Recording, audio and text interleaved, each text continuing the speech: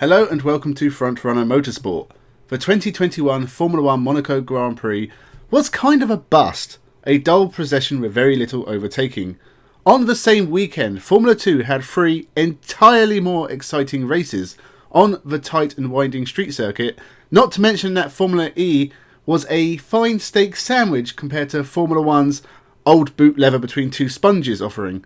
But I think one man stood out from the packed Formula 2 field at Monaco, and this man is a shoo-in as a future Formula 1 driver.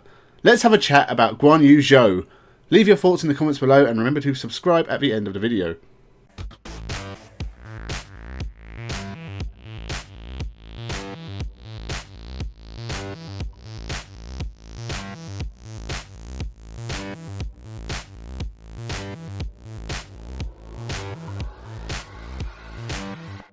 Welcome to Frontrunner Motorsport.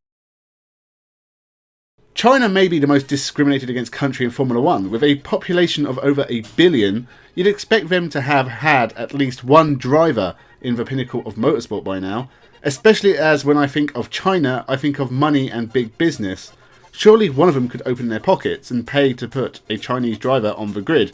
I think the problem is that when you think of the top Chinese race drivers of the past, they're not really that good. Ma Qing-ha was good enough to win a few world touring car races and was even a Chinese touring car champion, but his time in single-seaters has been terrible. No points in Formula E, and he only had one drive in GP2, but he did test for both HRT and Caterham. Ho Pin Tung is equally as hopeless, but he did score a few single-seater podiums here and there, but he's a better endurance driver than he ever was a single-seater driver, and up to recently that was the best China had to offer. No one else came close. But now there is a new Chinese kid on the block, Guanyu Zhou. I have been saying for over a year that Zhou is destined to end up in Formula 1.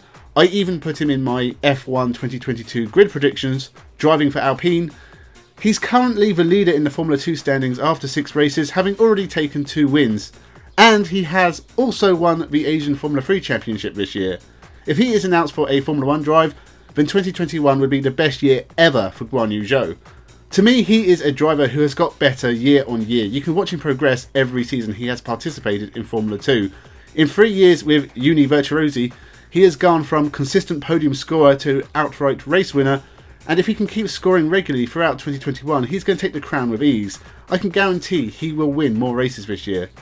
He's not the only Chinese driver doing well at the moment. Yifei, alongside Robert Kubica and Luis Delatraz, are rocking the European Le Mans Series with Team WRT in 2021.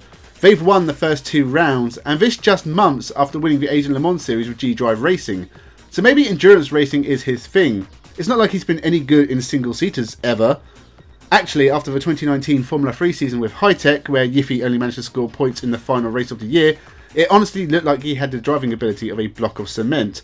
But he bounced back in a big way in 2020, winning the Euro Formula Open Championship with Crypto Tower Racing with over 100 points to spare. So the future of Chinese race drivers is looking good.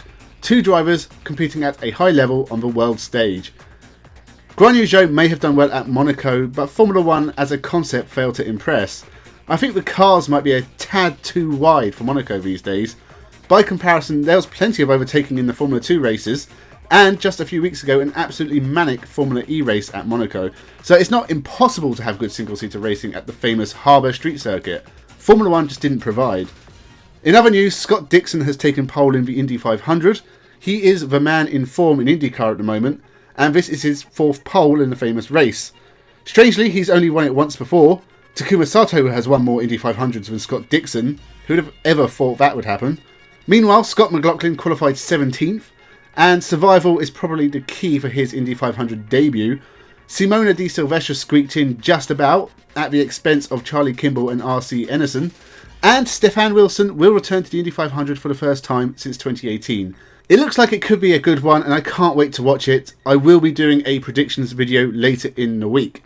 Anyway, leave your thoughts below. Honestly, there are a lot of drivers in Formula 2 who could have a future in Formula 1. It's a stacked grid in 2021. Subscribe to the channel, looking to hit 400 as soon as possible, and I would love to keep you around. Like and share the video. Thank you for watching, and have a good one.